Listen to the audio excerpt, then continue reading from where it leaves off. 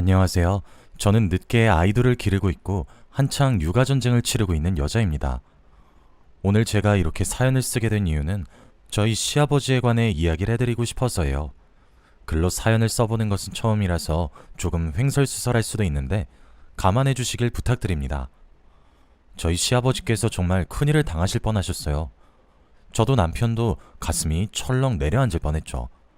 다행히 시아버지께서 아무런 일도 당하시진 않으셨고 무사하셨지만 정말 놀랐답니다.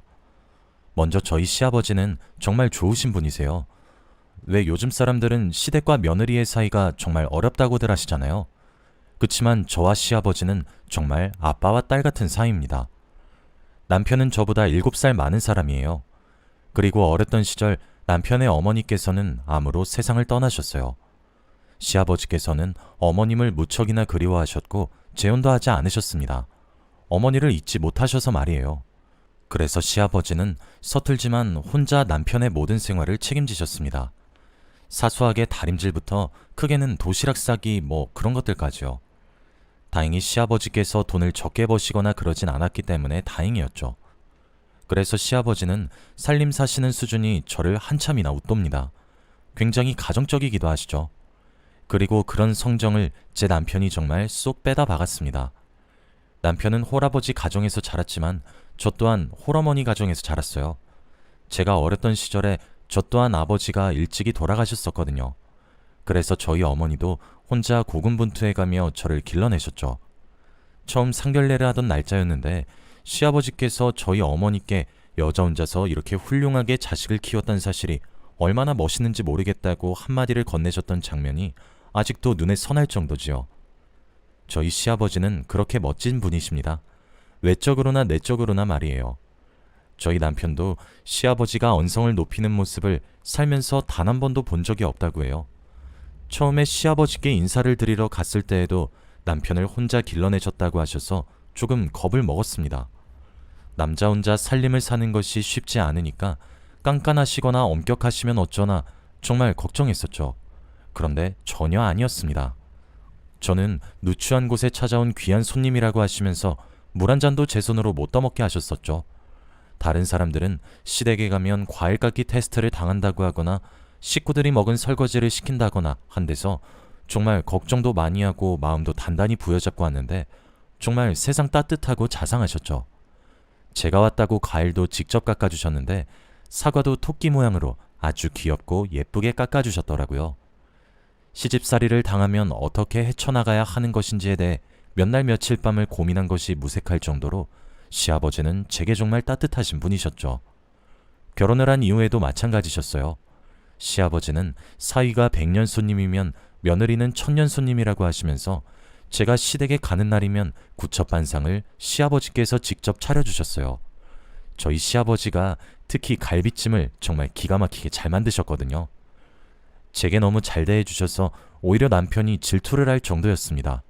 누가 진짜 자식인지 모르겠다고 하면서 말이에요. 처음 결혼하고 2년 정도는 설거지조차 못하게 하셨어요. 무엇을 도우려고 해도 그저 앉아있으라고만 하셨고 심부름 시킬 것 있으면 부르시라 해도 남편을 꼭 시키시더라고요. 설거지는커녕 손에 물 한 방울도 못 묻힌 채로 신혼기간이 흘렀죠. 나중에는 제가 조르고 졸라서 겨우 3번 중 1번 정도는 설거지를 할 수 있게 되었답니다. 세상에, 서로 설거지를 하고 싶어서 싸우는 시댁과 며느리의 관계는 정말 독특하실 거예요. 며느리 손 상하는 것 아니냐고 발을 동동 굴리시는데 정말 그 모습을 보고 있으면 저희 아빠 생각도 나고 가슴 한켠이 뭉클하게 다가오곤 하죠. 정말 이런 시아버지는 세상에 또 없다고 저도 정말 효도하려고 노력했어요. 시아버지는 제가 임신한 이후에는 더욱 지극정성으로 바뀌셨어요. 원래도 제게 정말 노력을 아끼지 않고 쏟아부으시던 분이셨는데 제가 임신을 하게 되니까 정말 더 극진해지셨어요. 저는 임신을 하면 입덧이 정말 엄청 심하게 오는 편이에요. 솔직히 물도 메스꺼린 정도죠. 그런데 요상하게 시아버지가 차려준 밥은 속이 메스꺼리지 않는 편이더라고요. 그래서 시아버지는 귀찮으실 텐데도 게으른 며느리 임신 수발도 들어주셨어요. 정말 너무 죄송했었죠. 죄송해하는 듯한 기미를 보이기만 하면 시아버지는 늘 제게 그렇게 말씀해 주셨어요. 세아가 네가 우리 가족이 되어서 얼마나 큰 기쁨인지 모른단다. 이렇게 부려먹을 수 있을 때 부지런히 부려먹으렴. 나는 이렇게 하는 거 정말 하나도 안 피곤하다. 라고요.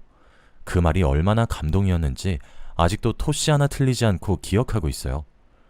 그 이후 둘째 아이를 임신했을 때도 시아버지가 여전히 저를 많이 도와주셨습니다. 오죽하면 저희 친정 엄마께서 시아버지 보고 엄마가 해줄 일을 다 해주신다며 너무 고맙고 죄송하고 감사하다고 말할 정도였어요.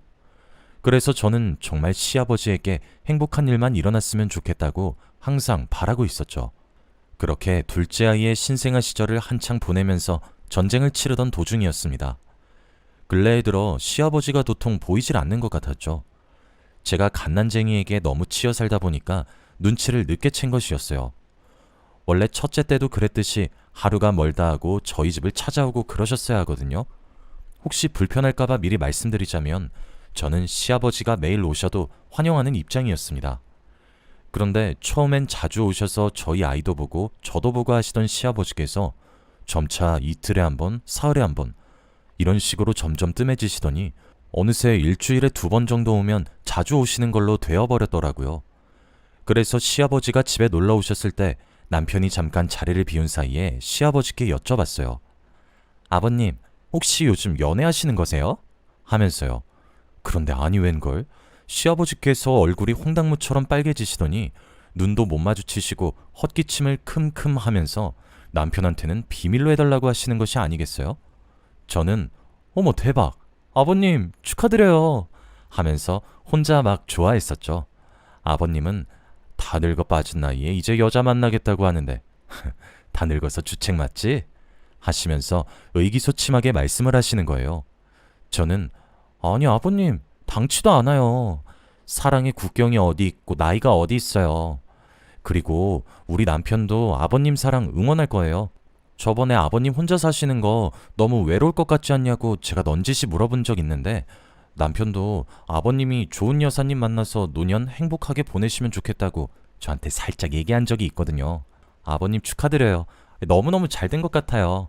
하며 시아버지의 마음을 안심시켜 주었죠. 시아버지는 제 말에 안심했는지 활짝 웃으셨고 시일 내로 아들에게도 말을 하겠다 하셨죠. 저도 그 말에 나중에 기회되면 소개를 꼭 시켜달라고 했더니 시아버지는 제 손을 꼭 잡으며 이런 제가 며느리여서 너무 고맙고 또 고맙다고 하시더라고요. 그렇게 시아버지와 저만의 은밀한 비밀 공유를 한 지 몇 달 후가 지났습니다. 저와 남편은 시아버지와 만남을 가지고 있는 분을 소개받았고 함께 식사 자리를 가지게 되었어요. 그 여사님께서는 저희 시아버지와 달리 밑에 딸린 자식 하나 없이 계속 혼자 살아왔고 그러던 도중 저희 시아버지를 만났다고 했습니다. 시아버지보다 8살 정도 어린 여사님이셨어요. 곱게 화장을 하고 단정하고 기품있게 차려입은 모습이 참 우아하단 느낌이 물씬 들었지만 왠지 모르게 불쾌한 느낌을 폴폴 풍기는 것 같았어요. 여자의 육감이란 말이 괜히 있는 것이 아니잖아요. 뭔가 쎄한 느낌이 들었고 정이 안 가더라고요. 제게 분명 화사하게 웃어주고 친절하고 다정하게 말씀을 하시는데 말이에요. 살림을 합치고 살 거라는 이야기를 시아버지께서는 담담하게 저희 부부에게 하셨고 저와 남편은 축하한다는 인사를 건네었죠. 사실 그때 남편의 표정도 살짝 굳어 있었다 하더군요. 저는 제 생각에 빠져서 남편의 표정까지는 신경을 쓰지 못하고 있었거든요. 집에 도착하고 난 뒤에도 남편은 한참 동안이나 무건수행을 하셨죠. 뭔가 낌새가 이상해서 남편을 추궁해보니 남편이 그러더라고요. 그게 돌아가신 우리 엄마랑 정말 많이 닮았어. 마치 엄마가 나이가 들면 딱 저런 얼굴이 될 것처럼 말이야. 저는 시아버지가 왜 여사님께 반했는지 그 이야기를 듣고 바로 알게 되었죠. 시어머니를 너무 사랑해서 재혼조차 하지 않으셨던 분이셨으니까요. 사실 며느리 된 도리로서는 시아버지의 새 출발을 응원해야 하는 것이 맞는 일이고 저라도 시아버지 편을 들어야 하는 것이 맞는 일인데 도저히 그럴 마음이 생기지 않았어요. 그냥 여사님이 엄한 시아버지를 건드리는 것만 같아서 너무 별로였죠. 아니, 싫다는 감정에 더욱 가까웠던 것 같습니다. 그리고 티를 내지 않으려고 노력하였지만 저를 잘 알고 있으신 분이 시아버지셨기에 어쩔 수 없이 이런 제 마음이 티가 나게 되었고 시아버지는 제게 정말 많이 서운해하셨습니다. 남편도 제게 서운해하는 눈치였어요. 그런데 저도 정말 응원하고 싶은데 영 정이 안 가는 것을 어떻게 해야 할지 모르겠더라고요. 그래서 그 이후부터는 뭔가 제가 시아버지께 집착 아닌 집착을 하기 시작했던 것 같습니다. 자주 연락을 하기는 했지만 매일 아침 저녁으로 전화를 드려서 안부를 여쭈었어요. 아마 두 분이 살림을 합치고 나신 이후부터 줄곧 그랬던 것 같습니다. 그런데 저도 제가 왜 이렇게 불안해하고 마음이 놓이지 않는지 정말 이해가 되질 않았어요. 그리고 시아버지는 몰라보게 태도가 많이 달라지셨죠. 예전에는 제 전화도 귀찮아하지 않으셨던 분이셨는데 확인 전화를 하는 거냐고 자기를 감시하는 거냐고 화를 내기도 하셨고 연락도 잘 되지 않으셨어요. 그리고 두 분이서 자꾸 어디론가 사라졌다가 나타나길 반복했죠. 의심스러운 정황만이 생겨났고 그렇게 시간은 자꾸 흘렀습니다. 그러던 어느 날이었습니다. 그날은 오랜만에 친구들을 만나기 위해 친정에 제 아이들을 맡기고 밖으로 외출을 나온 날이었어요. 남편은 지방으로 출장을 가서 내일이나 돼서야 돌아왔고 저도 오랜만에 자유시간을 가지려고 나왔죠. 초등학교 시절부터 절친이었던 친구를 만나 한참 수다를 떨면서 늦은 점심을 먹고 있었습니다. 그런데 창밖으로 익숙하지만 낯선 실루엣이 슥 지나가는데 얼핏 보니 여사님 같다는 생각이 들었어요.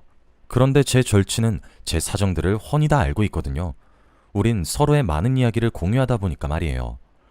절친에게 저는 여사님이 지나간 것 같다고 말을 했고 그렇게 절친과 저는 길을 나섰습니다. 이게 왜 그런지는 모르겠지만 어느새 저희 둘은 여사님의 뒤를 밟고 있었어요. 평소 저희가 알고 있던 옷차림과는 사뭇 다른 옷차림에 오른손으로는 담배까지 한 대 피고 있었죠. 얼떨떨했다는 표현이 맞을 겁니다. 점점 골목길을 복잡하게 들어가더니 이내 곧 인적 드문 곳으로 간 여사님은 한 허름한 건물 앞에 도착을 했어요. 그리고 곧 그 안쪽으로 들어가기 시작했죠. 건물 안으로 사라진 여사님이 걱정이 되기도 했습니다. 뭔가 느낌이 그렇게 좋지만은 않았었거든요. 하지만 아무런 계획도 없이 움직였다가는 죽도 밥도 되지 않을 것만 같아서 전전긍긍 하고 있었어요. 그런데 건물 내에서 희미하게 환호 소리와 시끌벅적한 소리가 들려오기 시작했어요. 제 절친은 그때 제게 제안했죠. 경찰에게 신고를 먼저 해놓고 건물 안으로 들어가서 여사님을 찾자고 말이에요. 좋은 생각이라 생각한 저는 경찰에 신고를 했습니다. 수상한 장소를 발견했다고 사이렌을 끄고 출동해달라고 했죠. 그리고 저와 절친은 건물 안으로 들어갔습니다. 하지만 건물 안으로 들어간 그곳에서는 정말로 눈에 믿기 힘든 시간들이 흐르고 있었습니다. 이리저리 굴러다니는 술병과 재떨이 그리고 화투패, 쉴 새 없이 소리 지르는 사람들과 욕설이 난무하고 있는 현장이 저희를 기다리고 있었죠. 깨진 술병 조각들은 위험하고 아찔하게 느껴질 정도로 셀 수 없이 많았고 여기저기서 담배를 뻑뻑 태우더군요. 낄낄거리며 웃고 있는 사람들은 죄다 테이블 하나를 둘러앉아 원모양을 이루고 있었고 그런 무리들을 여럿 발견할 수 있었습니다. 그리고 한 원의 중심에는 놀란 표정의 여사님이 입에 담배를 물고 앉아 계셨어요. 저와 눈을 마주친 여사님은 놀라서 벌떡 일어나더군요. 그때까지도 저는 상황 파악이 되지 않고 있었습니다. 이렇게 허름한 곳에서 왜 화투가 돌아다니는 거지? 저 돈들은 대체 다 뭐야? 하면서 생각에 빠졌죠. 저뿐만 아니라 제 절친도 함께 말이에요. 그렇게 저희의 의문은 한창 깊어졌습니다. 여사님은 저를 발견하고 얼굴색을 바꾸며 여기 왜 왔냐고 소리를 지르면서 옆에 서 있는 경비대원 같은 분을 호출했고 저희를 끌어내라고 명령을 내렸습니다. 저희는 깜짝 놀랐고 왜 이러냐고 소리를 지르면서 발악하던 바로 그 순간이었어요. 경찰의 등장과 함께 건물은 굉장히 요란스러워졌습니다. 경찰은 모든 촬영을 하기 시작했습니다. 많은 사람들이 경찰관님들의 낌새를 알아차리고 도망을 치려고 했으나 경찰관님들이 한 발 더 재빨랐어요. 도주로를 빠르게 진압하신 덕에 무리들을 진압할 수 있었습니다. 그리고 저는 신고자의 신분으로 경찰서에 갔어요. 저와 여사님의 소식을 들은 남편과 시아버지도 속속들이 경찰서에 도착하셨죠. 이게 무슨 일이냐고 뛰쳐들어온 시아버지는 저를 매섭게 노려보셨어요. 저번부터 왜 자꾸 이러는 거냐고, 자기가 베푼 사랑이 얼만데 이걸 이렇게 갚는 것이냐고 하시면서 말이에요. 제가 뭐라 대꾸하기도 전에 경찰관님께서 끼어드셨죠. 박정숙 씨, 지금 사기 전과 산범의 불법 도박 혐의로 징역까지 사셨는데 또 하셨어요? 라고 말이에요. 저와 남편, 시아버지는 입을 떡하니 한참을 벌리고 있었습니다. 무슨 소리냐고 저는 흥분한 채로 물었고 사건의 전말은 이러하였습니다. 저희 시아버지는 조금 유명한 현금 부자이십니다. 일을 하고 있는 걸로 본인 생활비나 그런 것들을 충당하고 나머지 현금은 따로 통장에 묶어두거나 하시거든요. 젊었던 시절 주식 투자로 크게 잃어봐서 투자는 부동산 말고 하지 않으시죠. 그런데 이게 시아버지가 다니고 계시던 부동산 쪽에서 이야기를 흘려듣게 되었나 보더라고요. 몇 년 전 시아버지가 투기하셨던 땅값이 크게 오르면서 차익을 정말 억 단위로 맛보신 적이 있으시거든요. 그리고 이 돈을 여사님이 노리고 접근하셨다고 합니다. 처음엔 아무리 접근을 하려고 해도 시아버지께서 눈 하나 꼼짝도 하지 않으셨다고 해요. 그러다 결국 시아버지의 뒷조사까지 하게 되었는데 그때 남편의 어머니이자 시아버지의 아내이신 시어머니의 사진을 어떻게 입수를 하게 되었고 여사님께서는 큰돈을 들여서 전신성형을 하고 나타난 것이었습니다. 시아버지는 시간이 오래 흘렀지만 그래도 젊었던 시절의 아내의 모습과 비슷한 사람의 모습을 보게 되니 자연스럽게 마음의 빗장을 풀고 무르르듯 호감을 가지게 된 것이었고 그렇게 두 사람은 자연스럽게 관계가 발전된 것이었던 거죠. 그리고 여사님은 저희 시아버지와 살림을 합치고 난 이후 시아버지의 재산을 야금야금 빼돌리고 도망을 치려고 하던 계획을 짜고 있던 중이었고 실제로 조금씩 빼돌린 재산을 현금화시켜서 그 돈으로 불법 도박장을 전전하고 있었던 것이었습니다. 저희 앞에서는 우아한 백조 마냥 술이 뭔가요? 담배가 뭔가요? 하면서 내숭이란 내숭은 다 부리면서 조신한 척이란 척은 다 해놓고 뒤에서 이렇게 호박씨를 까고 있었던 것이었던 거죠. 알고 보니 이름도 나이도 전부 거짓으로 조작해놓고 시아버지를 속여 모든 재산을 빼돌리려고 작당을 했던 거였어요. 제가 우연한 기회로 여사님의 뒤를 밟지 않았으면 저희 시아버지는 정말 눈 뜨인 채로 코가 베일 뻔했던 거였죠. 여사님은 당연히 불법 도박의 혐의로 경찰의 구속수사를 받게 되셨고 시아버지는 큰 마음의 상처를 얻으셨죠. 몇 개월간은 저희도 만나려 하지 않을 정도로 혼자 계시려고만 하시더니 그 기간이 지난 후 하루는 말도 없이 저를 찾아오셨더라고요. 그러면서 제게 고맙다고 손을 꼭 잡으며 말씀을 하셨죠. 제 덕에 재산도 지킬 수 있었다고 인사가 너무 늦었다고 하시면서 말이에요. 솔직히 사람 하나 바보 만들면서 속이자고 그렇게 작정하고 덤벼드는데 아무리 시아버지가 현명하신 분이라고 하더라도 그 공작에 어떻게 안 넘어가겠습니까? 상처받은 시아버지가 너무 안타까웠고 얼른 아픔을 이겨내시길 저는 바라고 있습니다. 시아버지께서는 점차 기운을 차리려고 노력을 하고 계시지만 여전히 상처를 많이 받으신 듯 보입니다. 언제쯤 저희 시아버지께서 아무렇지 않게 예전처럼 밝고 쾌활하신 모습으로 돌아오실 수 있을까요? 여기까지가 제 긴 이야기였습니다. 읽어주셔서 감사합니다.